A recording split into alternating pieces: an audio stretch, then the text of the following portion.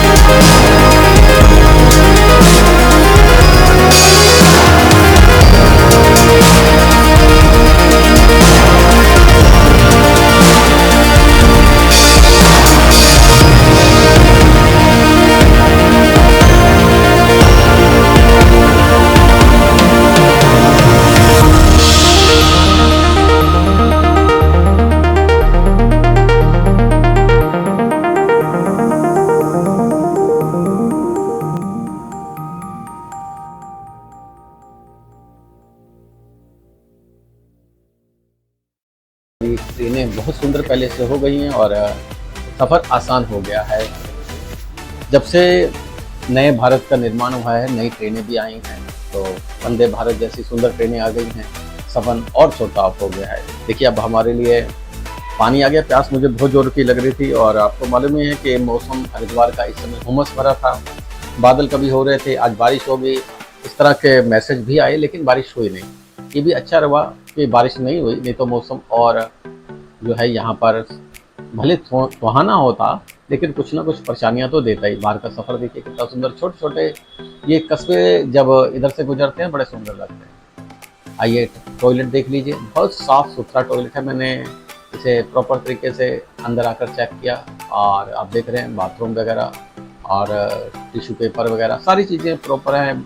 हाथ धोने के लिए शैम्पू वगैरह सब कुछ यहाँ रखा हुआ है, पानी भी प्रॉपर है और ये मिरर, अब यदि आप मेकअप करना चाहते हैं तो मिरर का भी इंतजाम है। चलिए अब हमारे लिए लगता है चाय की तैयारी हो चुकी है। पानी आया है, पानी के साथ साथ में मैंने पहले भी आपको बताया था पानी आया है और ठंडा पानी है। और ये देखिए ये लाइटें हैं, अगर आप कुछ पढ़ना चाहते हैं तो आप अपने हेड के ऊपर, सर के ऊपर इनका प्रयोग कर सकते हैं ताकि दूसरे व्यक्ति को किसी प्रकार की परेशानी ना हो पाए। थोड़ी सी अब शांति हुई है यहाँ बैठकर और आप मुझे भी देख रहे हैं कि पीछे थोड़ा सा अभी ट्रेन खाली सी नज़र आ रही है, लेकिन थोड़ी देर में आप देखेंगे अगले स्टेशन तक, सहारनपुर तक, ये पूरी तरह से भर जाएगी। थकावट है चेहरे पर, लेकिन आनंद अपना है। ट्रेन बड़ी महत्वपूर्ण ट्रेन है, सुंदर ट्रेन है। बाहर आपने देखा गंगा जी अभी अभी निकली हैं, छोटे छोटे कस्बे हैं और हरे भरे खेत। यही हमारे देश की सबसे सुंदर जगहें कह लें या सुंदर माहौल कह लें। बड़ा अच्छा सुंदर माहौल है, हम इसका पूरी तरह से आपको बखान करते आ रहे हैं, समझाते आ रहे हैं, एक एक उपाय आपको बताते आ रहे हैं किस तरह से आपको इस सफ़र में क्या क्या करना चाहिए, क्या क्या सुविधाएं हैं।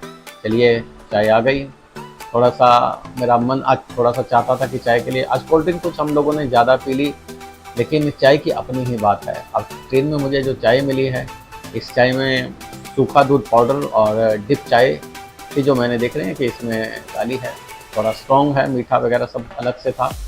मेरे साथ भी मेरे मित्र बैठे हुए हैं और मैंने उनसे भी इस बारे में जानकारी ली कि आपको कैसा लग रहा, तो उन्होंने बताया कि हाँ चाय और सैंडविच और कचौड़ी बहुत अच्छी है। आप जैसे ही इस ट्रेन पर बैठते हैं, थोड़ी देर 5 या 10 मिनट में आपके पास में चाय आ जाती है। चाय के साथ में ये चाय डिप चाय है, यानी कि बनी बनाई चाय नहीं आती है। डिप चाय आपको अपने आप बनानी है। इसमें आपको चाय पत्ती डिप वाली मिलेगी, चीनी जो है पाउडर वाला मिलेगा, साथ में सूखा दूध है आप देख रहे हैं, और इस दूध का प्रयोग करके आप अपनी चाय बना लें।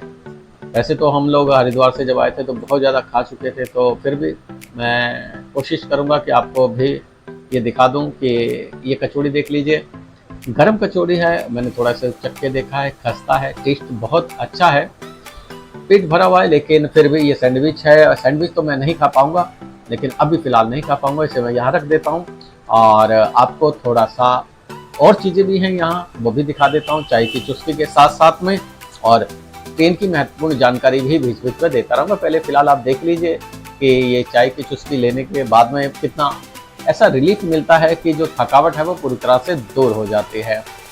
चाय अपने आप में कहते हैं ना, चाय की चाह हो जाती है थकावट में, ये चाय हमारी मित्र है। चलिए ये देख लीजिए मैंने किस तरह से बनाई, स्क्रीन को मैंने दोबारा से लगा दिया, बाहर सूरज धीरे धीरे डूब चुका है। चाय बहुत अच्छी है और साथ में कचौड़ी खा के आनंद आ गया, मेरे साथियों को भी आया है, लेकिन प्यास बहुत ज़्यादा लग रही थी। आज मैं कोशिश करूंगा इनसे एक पानी की बोतल एक्स्ट्रा लेने की, देखते हैं क्या माहौल बनता है। और आप लोग भी इस सफ़र का आनंद ले सकते हैं। बीच में आपको जानकारी देता रहूँगा कि 5 घंटा 55 मिनट यानी कि देहरादून से लेकर ये दिल्ली तक का सफ़र करती है। 8 स्टेशन महत्वपूर्ण स्टेशन हैं जिन पर ये रुकती है, और सबसे ज़्यादा ये रुकती है सहारनपुर में, और सहारनपुर में 25 मिनट ये रुकती है। बाकी जितने भी स्टेशन हैं सब पर 2-2 मिनट के लिए ये रुकती है, चाहे वो मुजफ्फरनगर हो, मेरठ हो, गाजियाबाद हो और या फिर कोई और। चलिए दिल्ली भी पहुंचेगी, अपने समय पर पहुंचेगी और आपको सही समय पर पहुंचा देगी। मैंने बताया ना कि इस ट्रेन की गति 110 किलोमीटर प्रति घंटा है। बहुत सुंदर डिब्बे हैं और ये चेयर युक्त है, यानी कि इसमें आपको बैठकर आनंद लेना है और बाहर देखते रहना है। सफ़र बड़ा ही महत्वपूर्ण है, धीरे धीरे छोटे छोटे स्टेशन आते जाएंगे और मैं उनके बारे में आपको जानकारी दूंगा। आपको मालूम है कि मुझे नीचे उतर कर भी देखने का और स्टेशनों को भी अच्छी तरह से परखने का एक अलग ही आनंद आता है। चलिए, सहारनपुर आ गया। जब हमने चाय पी, चाय पीने के बाद ही थोड़े समय में अब अंदर देखिए एसी के ठंडक में बाहर का हमें पता ही नहीं चलता बातों में, लेकिन अब हम उतर चुके हैं नीचे और देख रहे हैं कि ये सहारनपुर स्टेशन है। अंधेरा हो चुका है, लेकिन अंधेरा से क्या डरना, कोई बच्चे थोड़ी ना है। और चलिए मैं आपको स्टेशन दिखा देता हूँ। ये है सहारनपुर स्टेशन। अब जिन लोगों को यहाँ उतरना है सभी लोग उतर चुके हैं। ये उत्तर प्रदेश का एक महत्वपूर्ण क्षेत्र है सहारनपुर, यहीं से पंजाब के लिए भी रास्ता जाता है। चलिए, ट्रेन चल पड़ी है और अभी स्पीड नहीं पकड़ी है, लेकिन धीरे धीरे जैसे जैसे स्पीड पकड़ती जाएगी तो आप देखेंगे बाहर का मौसम कितना सुंदर है। अब धीरे धीरे भीतर का माहौल भी थोड़ा सा जो है शांत होता जा रहा है। जो अभी तक शोर बच रहा था ना, अब लोग थके हुए हैं, थोड़ा सा भोजन और अपने रात के भोजन की डिनर की तैयारी में लगे हुए हैं। देखिए बाहर स्टेशन धीरे धीरे निकल रहा है और यहाँ खड़े होकर हम लोग बाहर का आनंद लेते हैं। ठंडी हवा, मौसम ठंडा है, भले हम एसी में बैठे हैं, लेकिन जो एक हवा जो हमें ट्रेन के साथ चलते हुए मिलती है वो ज़्यादा अच्छी लगती है। और आप देख रहे हैं कि बाहर पीछे का माहौल कितना सुंदर है। ट्रेन आगे बढ़े जा रही है, स्टेशन के साथ में हम चले जा रहे हैं। ये है सहारनपुर। और सहारनपुर मैंने बताया ना कि महत्वपूर्ण स्टेशन है। यहाँ से आप पंजाब के लिए भी बस पकड़ सकते हैं, यहाँ ट्रेन भी आपको मिल सकती है अम्बाला इत्यादि के लिए, हरियाणा पंजाब के लिए।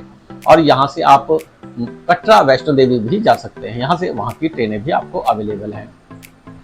चलिए धीरे धीरे अब आपके लिए और भी बहुत सारी जानकारियाँ मेरे पास हैं इस ट्रेन के लिए, जो आपके लिए बहुत महत्वपूर्ण होने वाली हैं। कुल मिलाकर मैंने बताया ना कि यह हमें जो ट्रेन के माध्यम से पता चलता है 4:55 पर ये देहरादून से निकलती है और धीरे धीरे हमारे पास में हरिद्वार में पहुंचने में इन्हें जो समय लगता है वो आपको मालूम है कि 5:59 पर ये हरिद्वार से चलती है। ये शताब्दी है और पूरी तरह से ये एक्सप्रेस ट्रेन है, सुपरफास्ट ट्रेन है और नॉन स्टॉप चलती है। चलिए, अब मुजफ्फरनगर यहाँ से निकलता हुआ नज़र आ रहा है और आ गया हमारा भोजन। देख लिए, आप देख सकते हैं इसमें क्या क्या चीज़ें हमारे लिए आई हैं। ये राइस है, मटर पनीर है, 2 पराठे हैं, दाल हमारे पास तड़का है और आलू है, सूखे मसालेदार आलू हैं और दही भी है। लेकिन मैंने जब इस भोजन को चखा, सारी चीज़ें बहुत अच्छी हैं, टेस्टी लगा। राइस जो हैं जीरा राइस थे, लेकिन एक दही के अंदर मुझे मज़ा नहीं आया। दही ऐसा लग रहा था जैसे कुछ ख़राब सा टेस्ट आ रहा था। लेकिन खैर जो भी है, जैसे मैं आपको बता रहा हूँ, खाना ये कह सकते हैं कि ज़्यादा ना बढ़िया था, लेकिन फिर भी अच्छा खाना की श्रेणी में आता है और घर जैसा खाना था। और मेरे साथी भी इस खाने को खाकर तारीफ भी कर रहे थे। लेकिन एक चीज़ है कि जैसे एसी ट्रेन है और खाना थोड़ा सा ठंडा सा जो मिलता है ना, तो फिर थोड़ा सा मन को ठेस सी पहुंचती है। और पराठे ठीक है, थोड़ा सा टाइट हो गए हैं, लेकिन मटर पनीर की सब्ज़ी थोड़ा सा मुझे अच्छी लगी, दाल तड़का भी अच्छी लगी।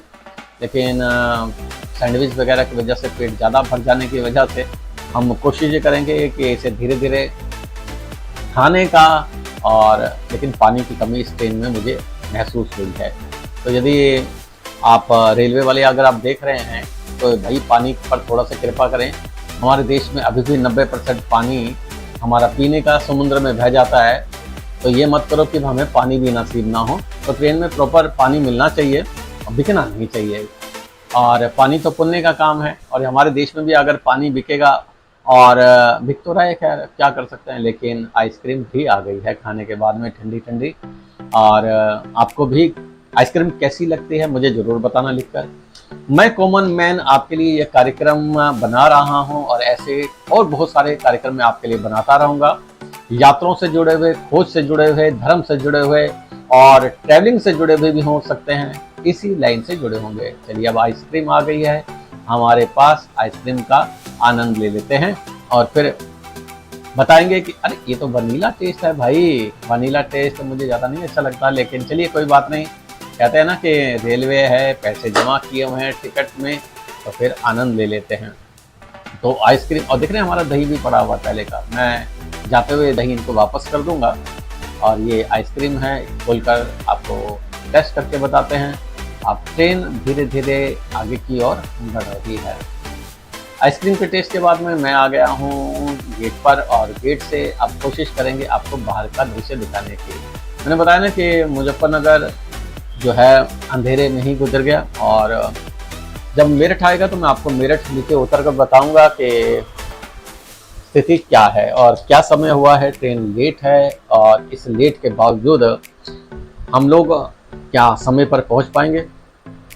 देखिए कुछ महत्वपूर्ण जानकारियां फिर से एक बार आपको बता दूं। इस ट्रेन का नंबर 12018 शताब्दी ट्रेन है, जो कि देहरादून से 4:55 पर निकलती है, और 10:50 पर इसे नई दिल्ली रेलवे स्टेशन पहुंचना होता है। और सफ़र के दौरान आपको इस ट्रेन में चाय, पानी और नाश्ता आपको मिलता है। पहले टमाटर सूप वगैरह देते थे, अब वो नहीं देते हैं। और बाद में आपके लिए आ जाता है, रात के समय में डिनर आ जाता है। और काफ़ी देखा जाए आने वाले समय में जब 2 नई लाइनें यहाँ पर हो जाएंगी, जो मैंने आपको पहले भी बताया था, तो सफ़र और छोटा हो जाएगा, और आपकी वंदे मातरम 2.5 घंटे में नई दिल्ली से हरिद्वार और हरिद्वार से नई दिल्ली पहुँचेगी। तो ये महत्वपूर्ण जानकारी मैंने आपको पहले वाले प्रोग्राम में भी दे दी थी, और आगे भी आपको ये जानकारी जो भी आएगी आपको कार्यक्रम के माध्यम से देने का हमेशा प्रयास करूंगा।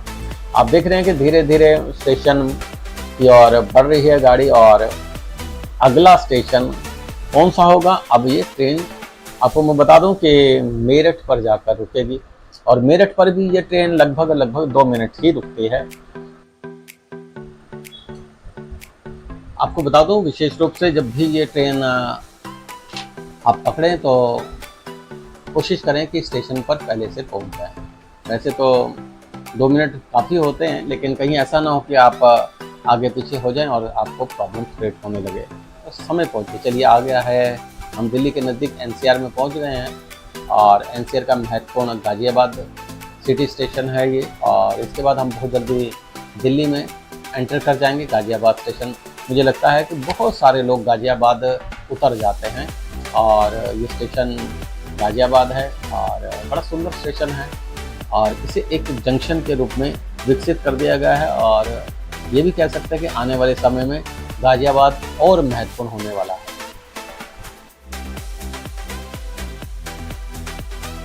अब गाजियाबाद स्टेशन आप देख रहे हैं, और गाजियाबाद स्टेशन से 2 मिनट का विश्राम करने के बाद ये ट्रेन दिल्ली की ओर चलेगी। और दिल्ली से अगर हम गाजियाबाद की दूरी देखें तो ज़्यादा नहीं है, और अब तो मेट्रो सेवा ने इसे और नज़दीक कर दिया। लेकिन किसी समय दिल्ली से गाजियाबाद पहुंचना भी आसान नहीं था।